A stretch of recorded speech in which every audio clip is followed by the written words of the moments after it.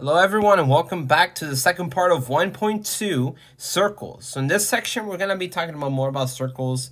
Usually when it comes to this topic, students tend to kind of get confused with the concept and what determines what's a circle and how can we tell what to use in a certain situation when it comes to trying to figure out what kind of circle it is, right? Usually different circles just move around in a graph like how I have here in the drawing here in the coordinated plane, but it's just harder for us to see how to implement that in terms of variables and numbers, which is why in this section 1.2 we're going to be talking about that. So this is I have a diagram of what a circle is and the different variables it has. So we know for this type of information we have a radius. So we know that a circle, depending on what it is, it's actually just going back to geometry, it has some type of radius depending on the center and another point outside the circle. Usually, so contains a radius, a center, which we usually call H and Q. In other words, it's the same thing as X and Y. They just wanted to get fancier, and they just ended up calling those X, H, and K. And then we also go based on another point here, which is just an arbitrary point. It doesn't really matter what that point is. As long as it's in the circle outside the layer, we should be fine.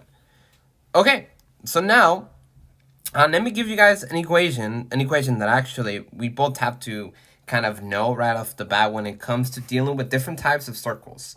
Meaning an equation of a circle with a center and one that doesn't have a center specifically outside its origin, which is what we end up calling standard form. Now you might be thinking, what's an origin?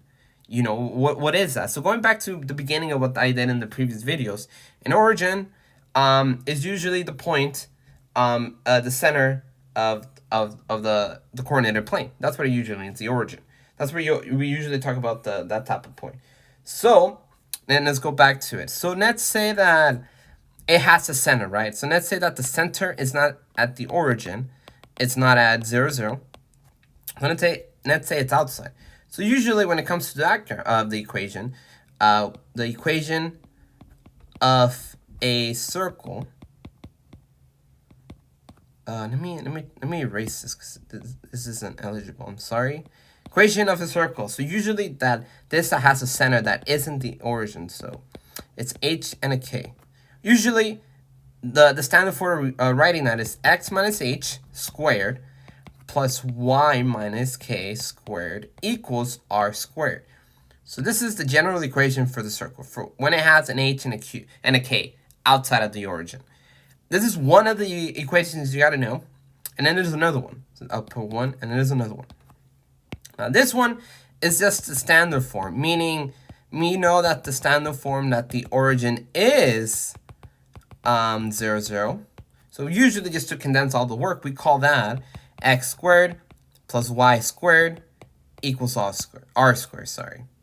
Which is the other equation we got to know. So now look at the difference between the first one and the second one.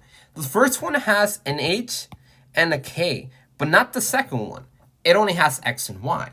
And the reason for it is going back to the origin, the 0, 0. If you were to plug those 0, 0 to those points, it doesn't really mean anything because there's nothing there. Which is why it's just x squared plus y squared equals r squared for the standard form. As opposed to the other one, if there's a center that isn't 0, 0, let's say that the center is, 3 and 4, or the point 4 and 5. Now that kind of makes the problem even more engaging because at that point it's not 0, 0. So keep in mind these equations because these equations are going to come in handy in the following problem we're going to be doing together, okay? So we're going to keep it simple right now. So for example 1, nothing too crazy. I want you to graph the following functions, right? In other words, the circle.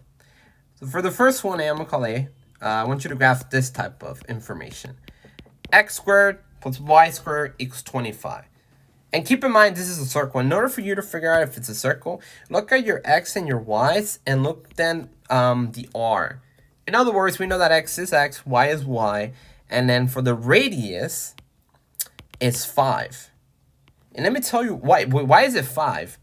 Remember how the standard form for that equation is r squared. So we're trying to figure out Why is it 5? So in other words, can you rewrite this circle like this, which is the standard form of the second one?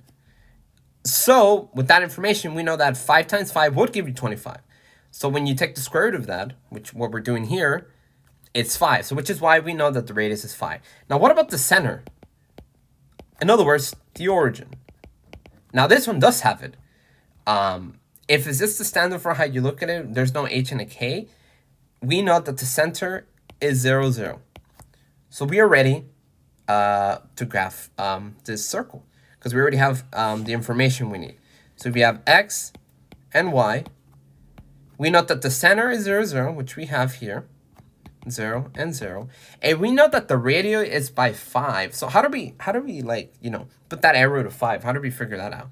What you do is that you go up, down, left, and right 5 steps. So you're going to go 1, 2, 3, 4, 5 to the right. 1, 2, 3, 4, 5 to the top. 1, 2, 3, 4, 5 to the left. And 1, 2, 3, 4, 5 to the bottom one. So all of these points are going to connect to each other to create that circle. And I'm going to use this one to do it. So it's going to look something like this here. Let me bear with me. Hopefully it does show a circle after all this. There you go. So yeah, so it's going to show that circle. And when we have that arrow here, like how we did earlier in the picture, we know with that information here, this one doesn't even look like a line.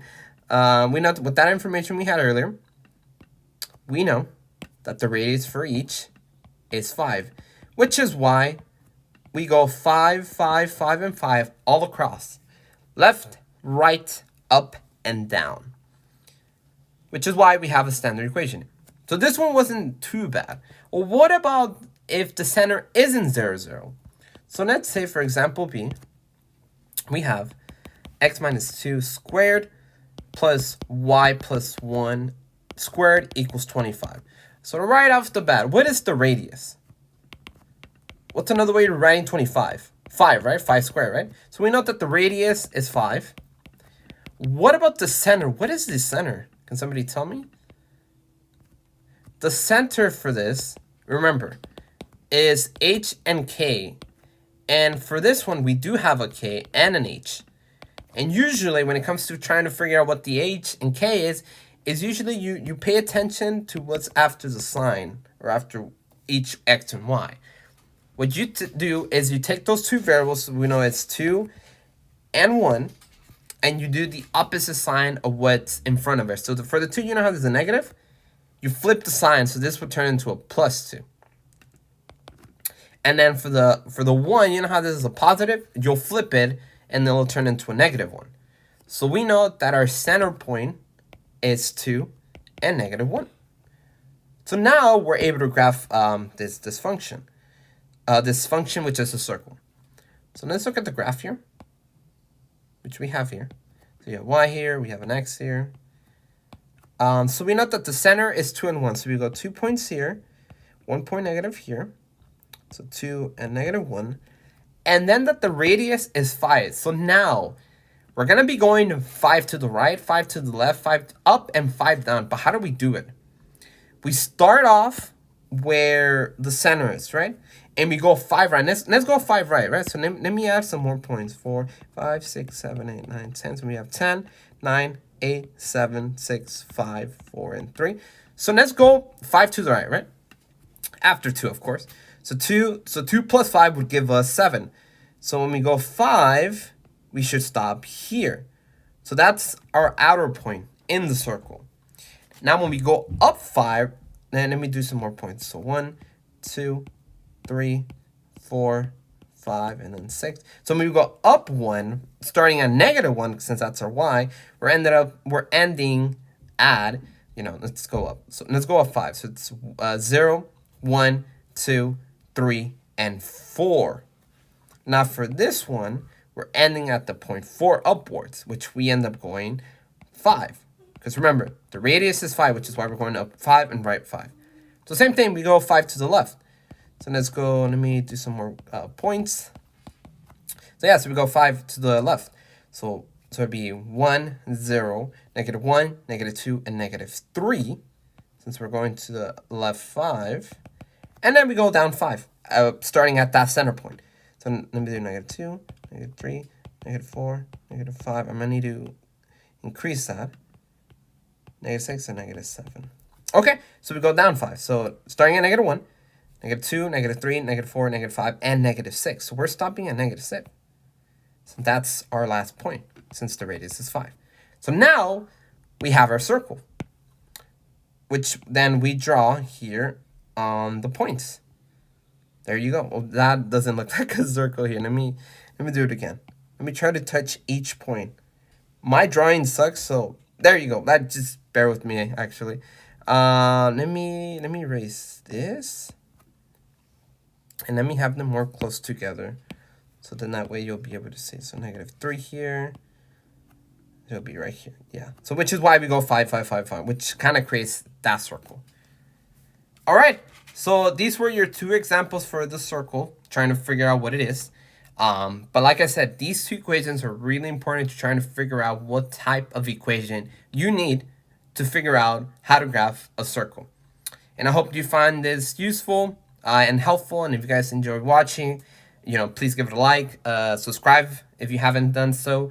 And yeah, we'll do another part 3 in 1.2, which we're going to be dealing with symmetry. I know we don't talk about symmetry a lot in algebra, but it's really useful when we're actually graphing moving functions, which is later on in the book, which is like chapter 3 or 4. But we'll get into that when we get there. Other than that, thank you guys for watching, and I'll see you on the next one. Thank you.